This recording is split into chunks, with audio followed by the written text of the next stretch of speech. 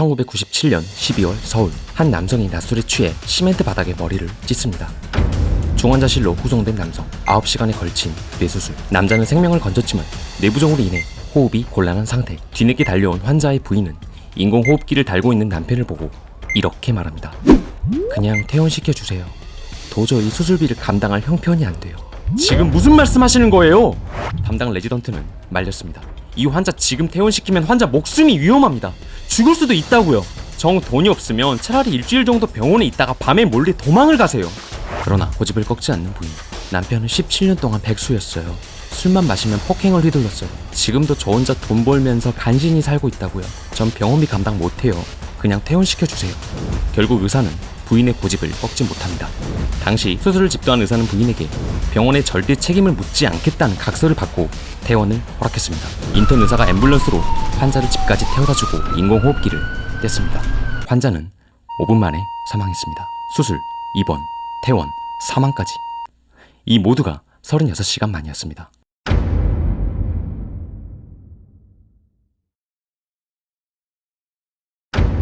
부인은 서둘러 남편의 시신을 화장합니다.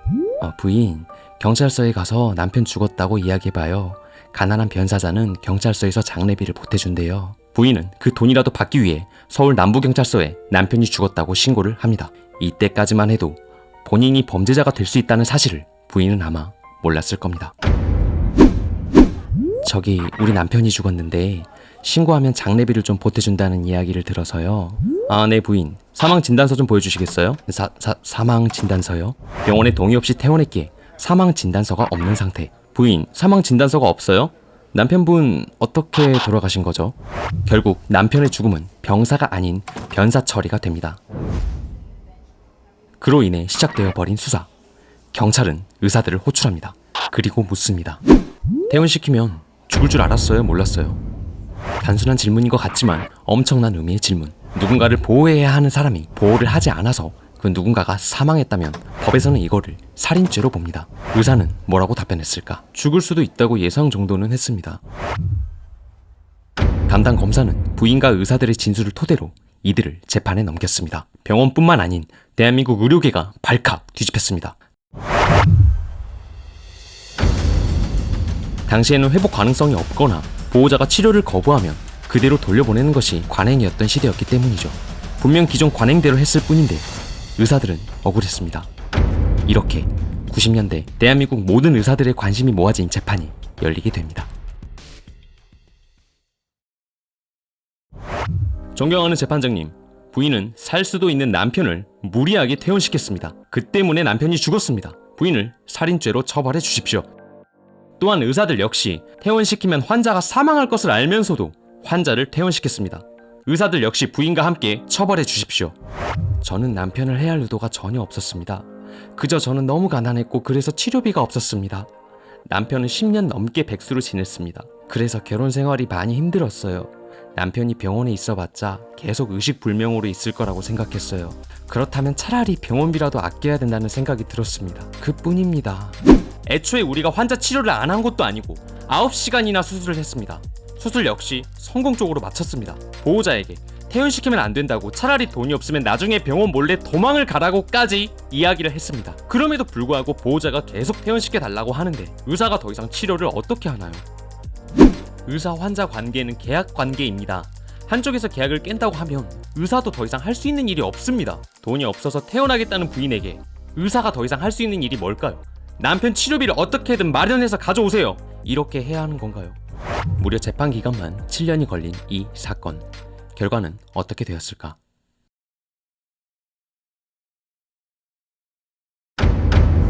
판결하겠습니다. 먼저 부인, 앞으로 나오세요. 치료비가 부담이 됐다는 부인의 사정을 인정합니다. 그런데 부인은 너무 성급하게 판단했어요. 남편의 앞으로 치료 기간이 어느 정도인지, 치료비는 앞으로 또 어느 정도 나오는지 정확히 알아보려 하지도 않고 막연하게 부담이 된다고 성급하게 판단했습니다. 심지어 의사가 남편이 회복할 가능성이 많다, 지금 태어나면 안 된다, 나중에 차라리 도망을 가라고까지 이야기를 했잖아요.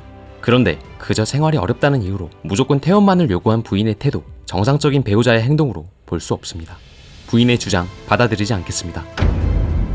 다음으로 의사, 앞으로 나오세요. 의사가 환자를 치료하겠다고 해도 환자가 치료를 절대 안 받겠다고 한다면 더 이상 치료할 의무 없다는 거 잘 압니다. 그러나 치료 중지가 곧바로 환자 사망, 이런 결과가 나올 수 있는 상황이라면 설령 환자가 치료를 안 받겠다고 해도 의사라면 계속 치료해야 합니다. 환자의 생명보다 더 높은 가치는 없기 때문이죠. 자, 부인과 의사 모두에게 묻겠습니다. 만약에 환자가 깨어 있었다면 환자 본인은 태어나기를 원했을까요? 부인과 의사에게 살인죄와 살인방조죄를 선고합니다. 보람의 병원 사건.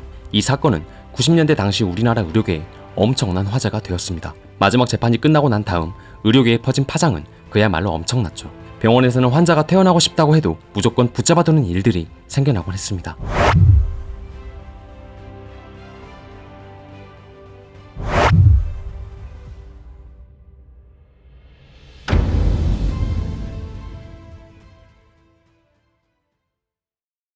오늘 준비한 인사이드 스토리는 여기까지입니다. 스토리가 마음에 드셨다면 구독과 좋아요를 눌러주세요.